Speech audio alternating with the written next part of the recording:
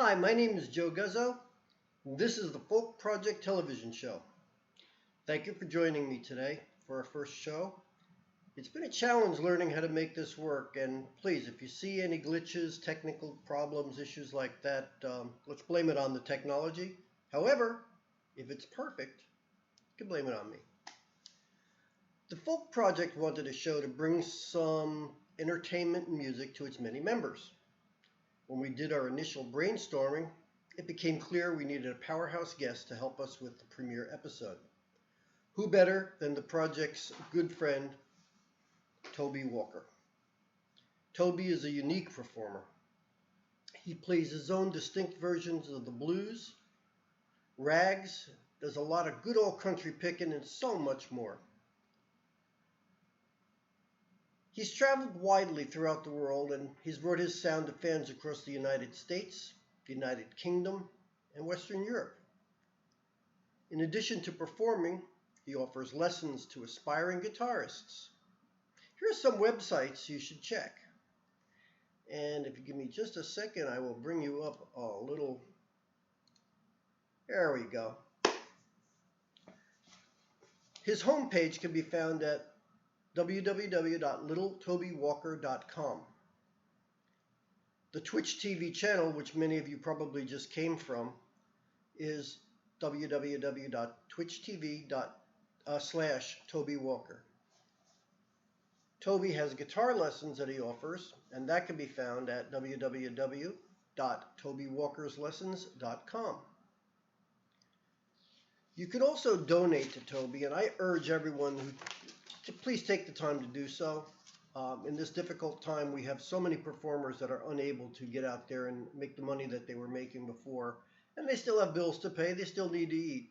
So if you could donate to donorbox.org/Toby-Walker-S-streaming-concert. With the exception of the donation site, you can find all of these on Toby's homepage. Up next, I'm going to be bringing you a song that Toby has kindly provided for us to broadcast. That song is called Swing Bean, and I'm hoping you enjoy it as much as I did. So I got a yellow dog, yellow lab named Charlie. Charlie's a therapy dog.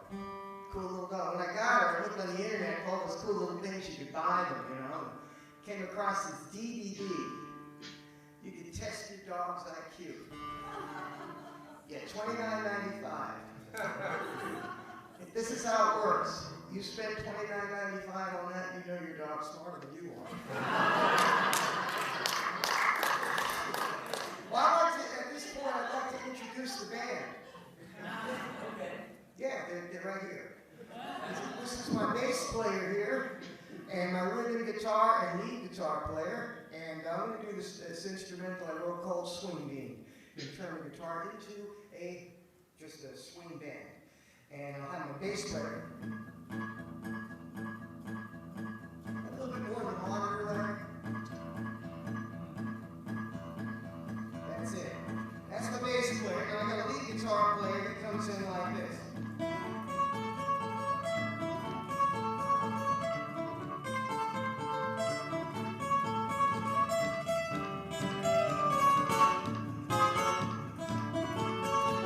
I'm going to bring in a drummer too. A horn section.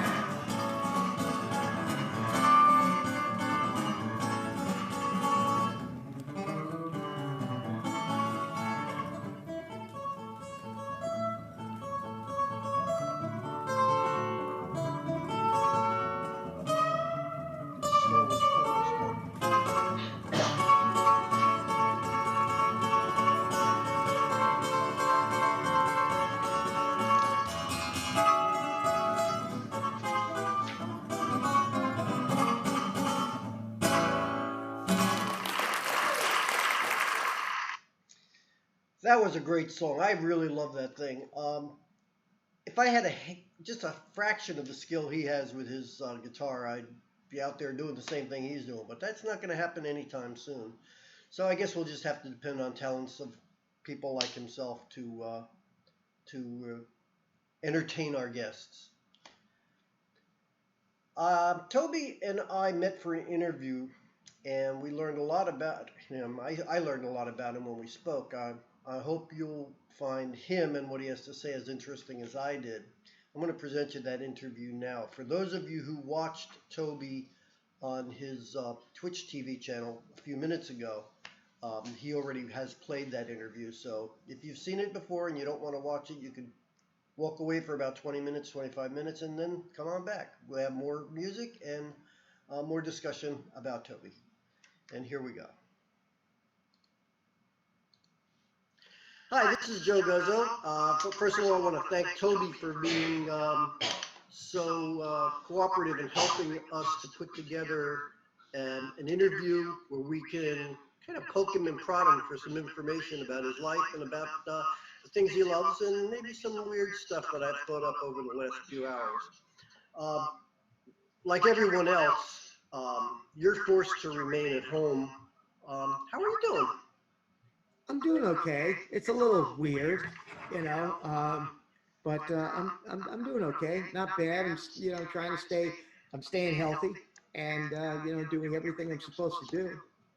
I assume you're having people bring you food and stuff like that, or are you still venturing forth into the world to get your own? Well, I found out that the price of hazmat suits on Amazon has gone up 300%. So, yeah, I'm going to the local supermarkets when I can and buying, what I need. But I'm doing, just playing it safe. That's really what I'm doing. Well, another way to ask another question is, I've heard people tell me stories about some strange things going on. Have you had anything weird or unusual happen during your lockdown? Yeah, I really thought about that. Is anything really kind of strange or weird happening? Other than the only thing I think of, it's not weird or strange, but it's actually not bad, is you're having discussions with people that and you get into it because you're spending so much time together. It opens up for a lot of great conversation. So that's actually happened. As far as weird is concerned, nope, I haven't seen anybody walking around with 6-foot donuts around them myself. If you could go out right now and start doing, anything you want, what would be your number one thing on your list? I know what mine would be. What's yours? In other words, to go out and just do whatever I feel like? Yeah, normal, abnormal, whatever would float your boat at this point in time, getting out of the house and doing something. Oh, okay. Well, let's just say if it, I suppose if there was a torrential thunderstorm in the middle of the night where no one could see me, in the hot summer, I'd probably take a shower in the nude. There you go. I like that. Me, I would do something a little less hedonistic. I would be sitting outside with the stacks of pizza boxes. Uh-huh. Just, like the way bears feed, just scooping it in like this. Okay. Do you sing in the shower? I would imagine only when someone flushes the toilet. I guess I know the name of that song. Well, yeah, you can't say the lyrics of that on the air. Yeah. No, I guess not. This is kind of another fun question. What do you consider your most useless talent to be? My most useless talent? Yeah. Oh, that would be a really crazy question. I never thought let's come back to that one. I'll have to think about that one. My most useless talent that I know. Okay, I'll have to think about that one. Yeah. Okay, no problem at all. Right. Now I should probably get on. Wait, I could tie my shoes with my eyes closed. There you go. That works for me. I haven't tried it. I'll have to try. I'll probably wind up tying them together, but you never know. Try sneezing and keeping your eyes open. Yeah, I've tried that too. That doesn't work. It's like scratching your ear with your elbow. It doesn't Yeah, work. it doesn't work. Um, to get on to more serious questions now, what got you into music? How did you get started? I had some friends I still keep in touch with, actually, probably 8 years old. And uh, I went over his house and you know, my parents didn't have any music. They never played records at home. My exposure was really going over my friend's house, and his father had a hi-fi system. And you know, he had all his albums up on the wall, and he'd take them down. And he gave his sons, you know, they're about less than a year apart, these two boys, his record player. And you know, I'd go over there and I'd see them playing records, and I thought that was really kind of cool. So I asked my father to bring me to a record store, you know, and to buy me like you know, a record. And it was during class, I think it was in third grade, we had, during recess, we were all told you could bring in any record you want. So we went to the store, and I'm looking around. I can't, you know, I don't know what I'm looking at, you know. And my father said, well, what about these guys? I hear that they're really popular. And I looked at it was a cover of a 45, and I looked at them, and they're these ugliest guys I've ever seen in my life. I was like, well, they're ugly. I don't know about them. And he said, no, I think these guys are popular. Turns out it was the Rolling Stones. I knew you were going to go there, right? Yeah. Okay. And so, you know, the song was a popular song. I didn't know it was popular, but it was, you know, Ruby Tuesday was the side. So, you know, we came home, and my parents did have a record player. But I can't ever remember them using it, but it was like they had to take it out and set it up. And we put on Ruby Tuesday, and I'm listening to it, and I thought, well, that sucks. I didn't really like it too much, you know. So anyway, so I brought the record in the next day, and instead of putting that side, I put the other side on.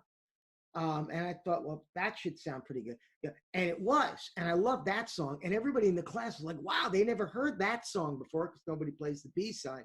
We're all listening to it. And the teacher took the record off and kept it, and said, I'm going to hold on to this. I have to call your parents. So that night, they called my parents, my teacher, and said that I had brought in a record of suggesting that people are sleeping together. And, you know, well, the name of the song was Let's Spend the Night Together. Mm-hmm.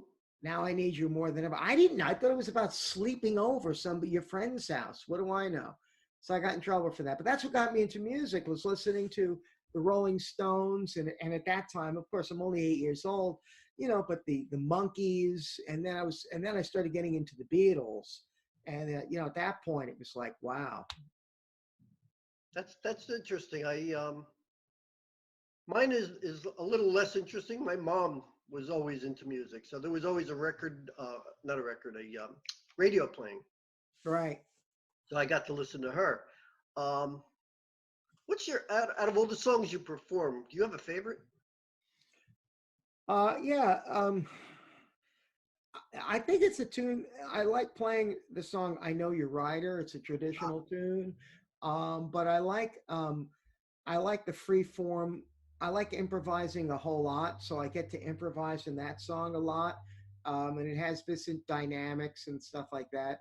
And I get requested, you know, people request that one a whole lot, so I wind up playing that one a lot. Yeah, I have heard your performance of that online. I think a YouTube video. Mm-hmm. And I thoroughly enjoyed it. So. Oh, thanks. Yep, absolutely. Now, if you had the ability to collaborate with anyone at all, you could pick, and that's living or dead, doesn't matter. Who would you love to be able to collaborate with right now? Living or dead? I never thought about the dead part. Beethoven. That would be kind of cool to collaborate with him, although he wouldn't hear anything I'd have to say. Probably, you know, if I collaborate with somebody, well, there's a guy I collaborate, all the time with on Long Island. His name's Tom Griffith and his wife Martha Trachtenberg.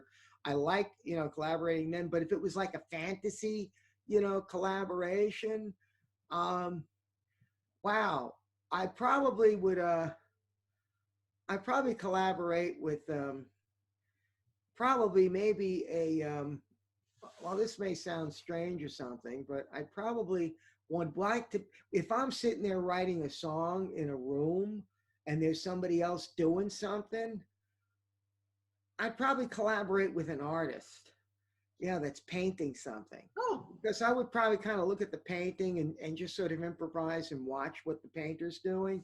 Um, so it wouldn't be so much like a songwriter, because like there's very few people actually like writing songs with. You know, okay.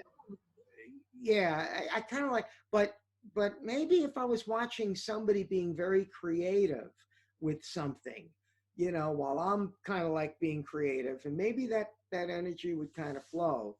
I never really thought about that, but that would probably be it. I don't, That's you know, interesting. I guess other people would think about other songwriters, but I think I would like to collaborate, be in the same room with another artist of some sort, and that, they're just energy and they're creative and they're happy or something. Or probably, somebody cracking jokes like a comedian. That would be kind of cool, because I'd be writing a funny song and I'd be talking with the comedian about it. Maybe we'd have some funny ideas, because I like writing funny songs too. So either a comedian or a painter. I can appreciate that. I get the weirdest inspirations from the strangest places. Sometimes I'll hear somebody talking and they'll mention one line, just one line, and I'll pull that and I'll say, Oh, "Oh, I sure. can write a song about this subject," something like that. Yeah, I've done that. Yeah, I've actually come up with like a couple of lines or an idea, and I'll call up my friends and I'll say, "Hey, I've got an idea for a song, and I've got a melody and chords worked out, but let's kind of go with this one," and that's kind of fun, And then my friend Tom and I will go back and forth with emails, and my friend Martha will the same thing, and we'll just massage verses back and forth until we come up with something. We've written a lot of songs like that. If you weren't doing music right now, if you were not a musician, didn't have a musical career, performing career in that particular genre, what do you think you'd do? What do I think I do? I usually tell people if I didn't have music, I'd probably be selling pinwheels on push carts at parades, because I wouldn't know what else to do. I don't think I was, to tell you the truth, I don't think I was here. I wasn't here to do anything else. I was here to play music and to teach it. But maybe I used to actually, all right, on the serious side, I used to be a volunteer hotline crisis counselor. Okay. So that was the only other thing I enjoyed. Everything else didn't really enjoy. I had a lot of odd jobs here and there, but I never really enjoyed anything. But volunteering to be a crisis counselor was kind of cool, because you're really trained and you get to use that knowledge over the phone and talk to people that really are in crisis. And you're not the psychiatrist. You're not doing anything. Right. You're basically establishing trust with them.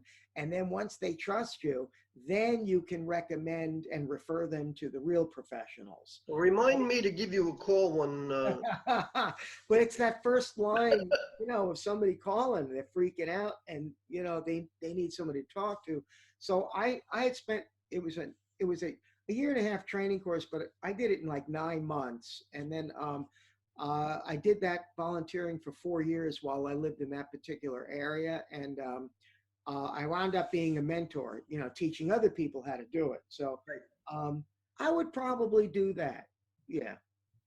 And And then to make money, earn money, I'd be selling the pinwheels. oh, well, there. Okay, that makes sense. Right. You have to sell a lot of pinwheels, or make them very expensive, so they have to be really special pinwheels.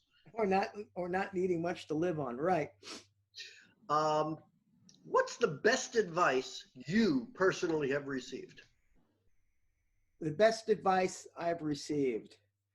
Well, a couple of things. I mean, you know, from the film that we just played, um, the, the musicians that I had learned from, it wasn't so much what they told me, but it's what I saw. The best advice was basically that, you know, you do things in your way.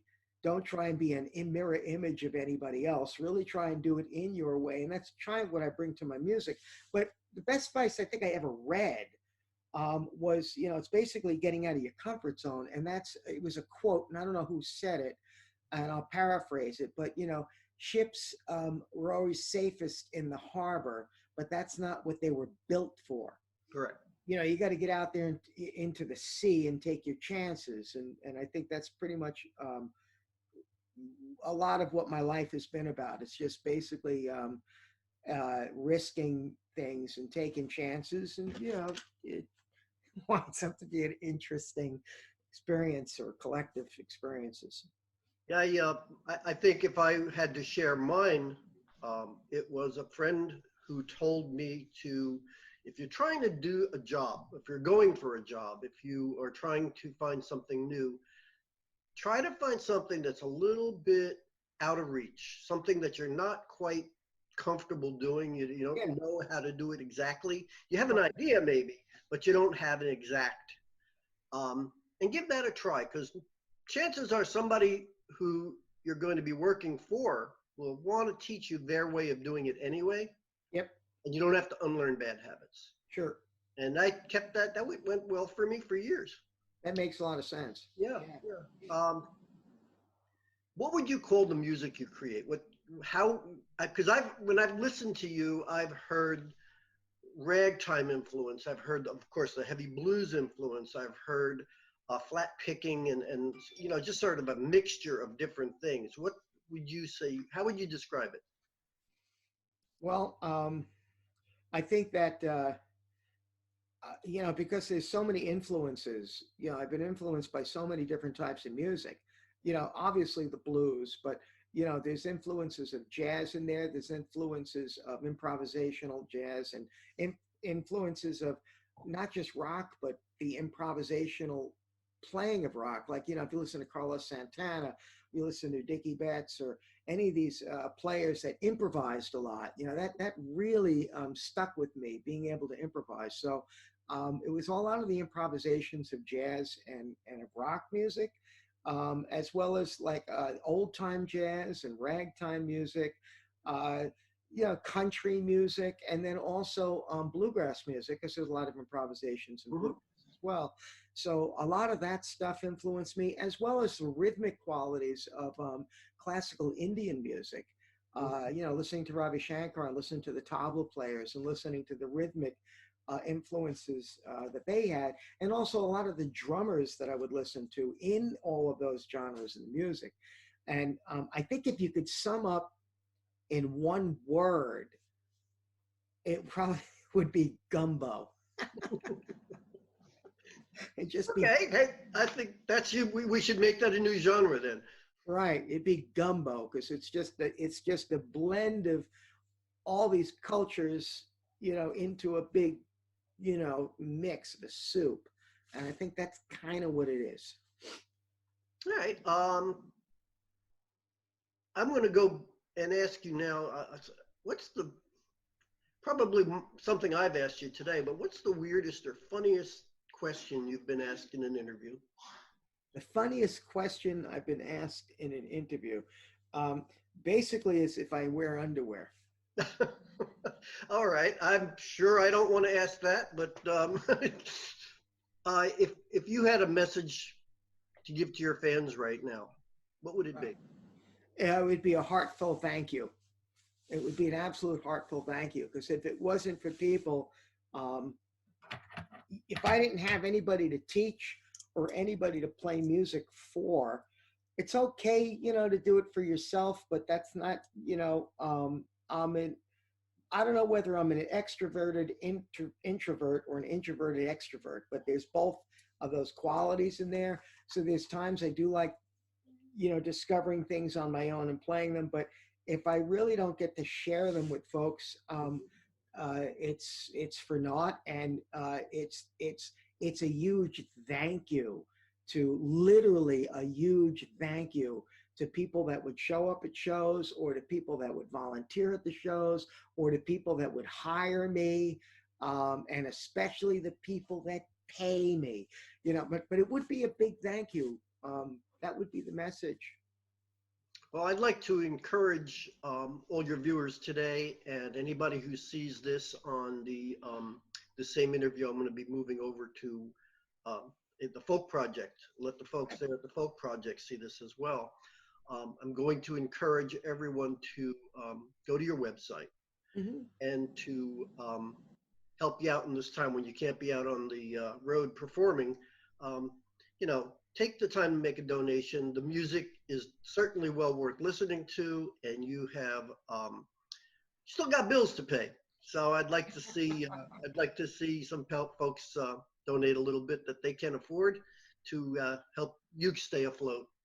Well, it's good too, and like the thing is, not just me, but there's a lot of people out there that work. And I know there's a lot of my friends and musicians that are out there doing their streaming, videos. I mean, I've watched them streaming live. I've donated to them, so I just think everybody needs to kind of pull together. And it would be nice, maybe it could kind of, hopefully heal some of the divide in the country. But I think that would be, everybody just pulls together in one sense. Musicians, like myself, we share a whole lot and give a whole lot. And as long as I can, keep my tires rolling and, keep my lazy belly filled, as a lyric in one song, I'll be okay. And it really is, that's again, another way, big thank you to all the fans out there that make it possible for people like me to be able to do this. I mean, this is all I do. I don't do anything else. So, if you ever see me at a parade selling those pinwheels, then you should worry. Well, no, things went a little bit wrong somewhere along the line.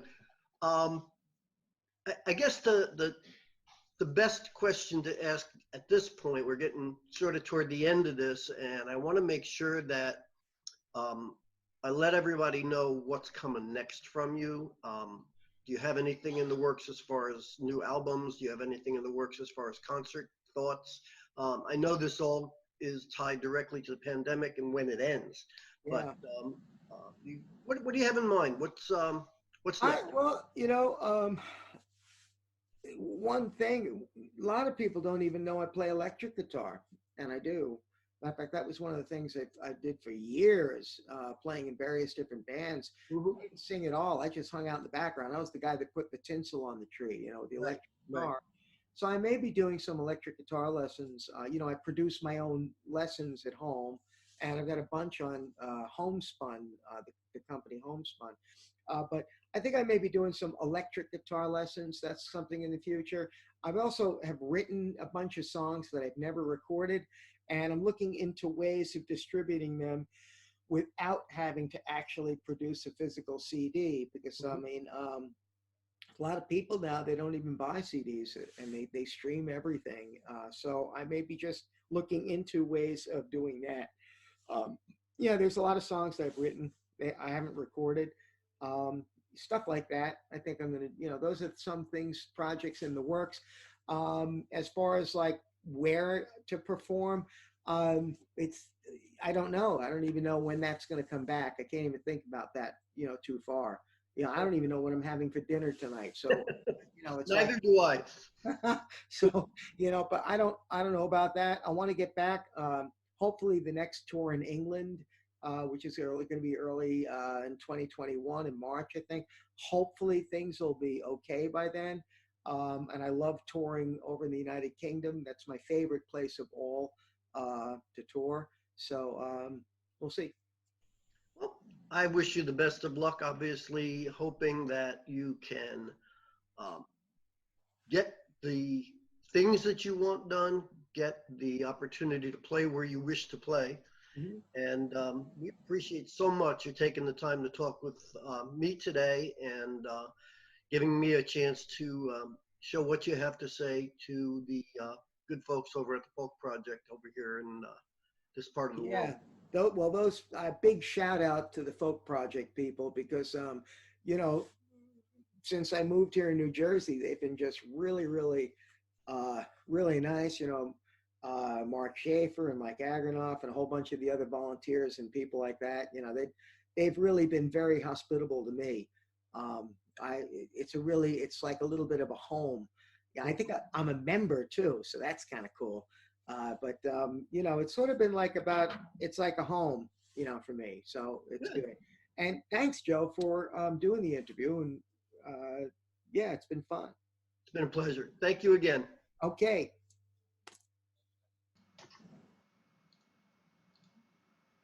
And we're back. As you can hear, Toby's quite an original.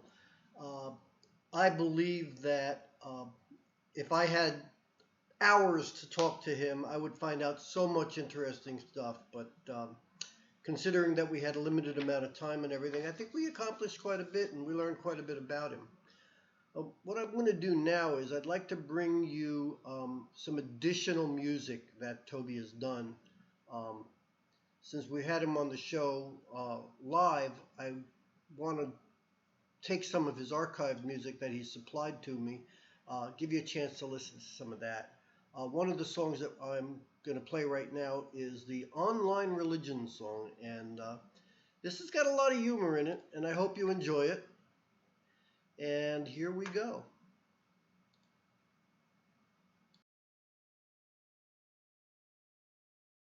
But I played a 1,500-year-old Saxon church.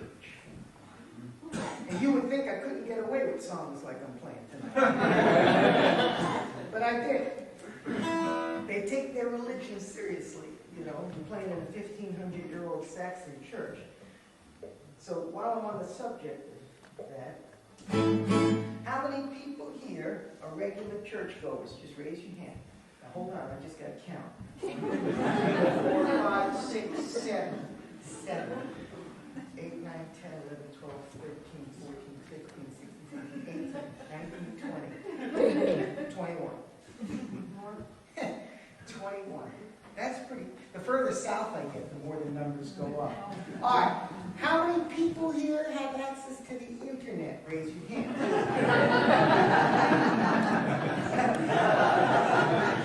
All right. So, given those numbers, okay, I've decided that I'd write a song based on an old-time song. You've probably heard it before. But the name of this song is called Give Me That Online Religion.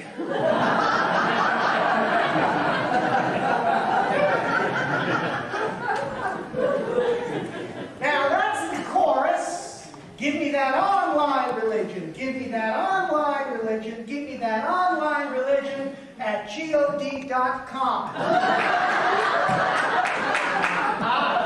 We got all that going here, all right? So here we go. It's a song.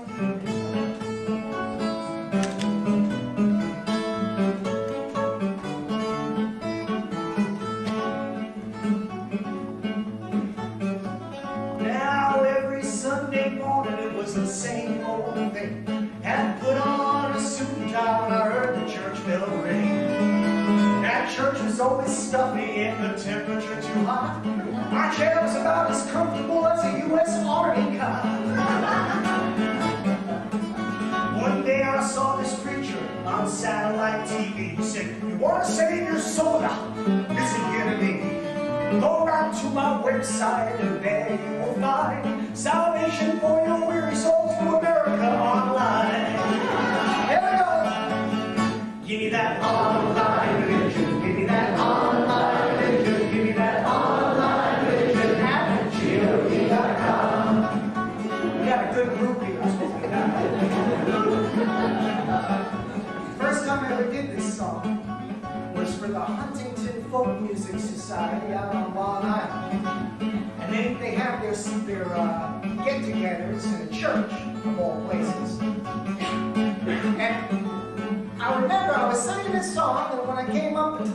verse, which is a really, well, people don't take offense, but it was one of those verses. And what happened was, I noticed that there was a 3,000-pound oak mahogany brass cross dangling directly over my head.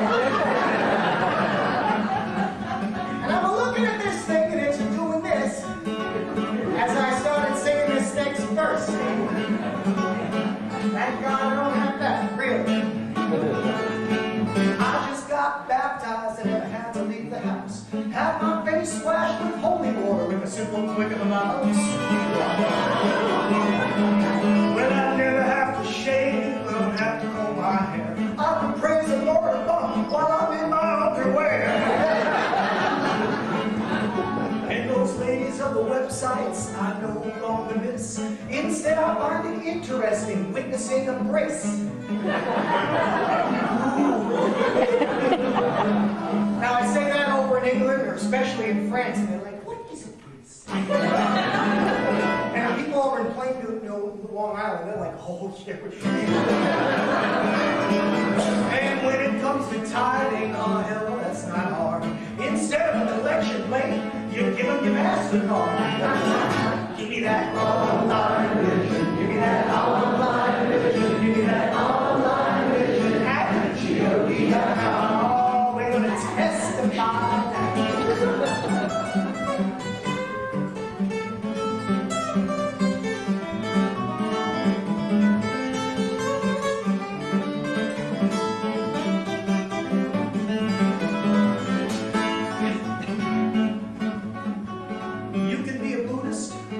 Baptist or Jew, you never have to bust your butt again sitting in a Harvard pew. You can go to places that you've never been before. You can worship in the Vatican while you're vacuuming the floor. Now every Sunday morning when I hear the church bell ring, it rings like this. It goes.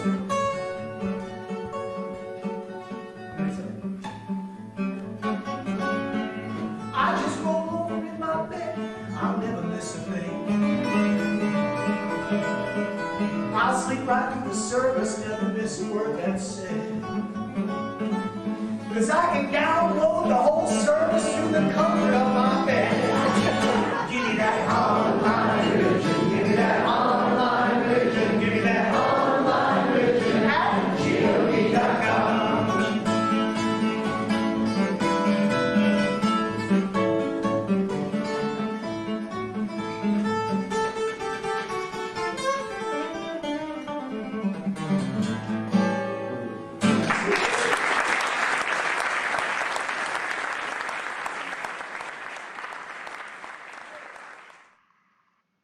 That was some pretty good music, I would say. First time I heard that song, I chuckled through most of it. So hopefully you got some enjoyment out of it as well.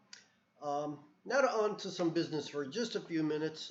As you can imagine, putting anything like this together takes quite a bit of effort. And anyone out there who's listening would like to contribute to the future editions of the show, I would really appreciate it. We're looking for people that might want to write some monologues or jokes, or if we have a performer out there who's got some original music they would like to have aired, we can do an interview with you and put some of your music on. Please reach out to me via email, and that would be joe.guzzo@folkproject.org. Again, that's Joe, Joe. Guzzo, Guzzo, @folkproject, one word, .org. And I'll get back to you as quickly as I can, and hopefully we can come up with some things for you to do. Here's one final song from Toby's collection, and this song is called the Toby's Boogie Woogie, and I think you'll like it. It's a pretty short song, but let's give it a listen.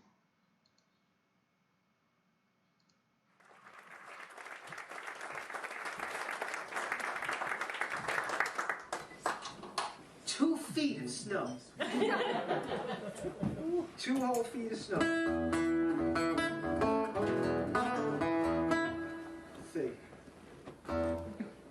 I'll start off with my last song because I never usually make it that far. So.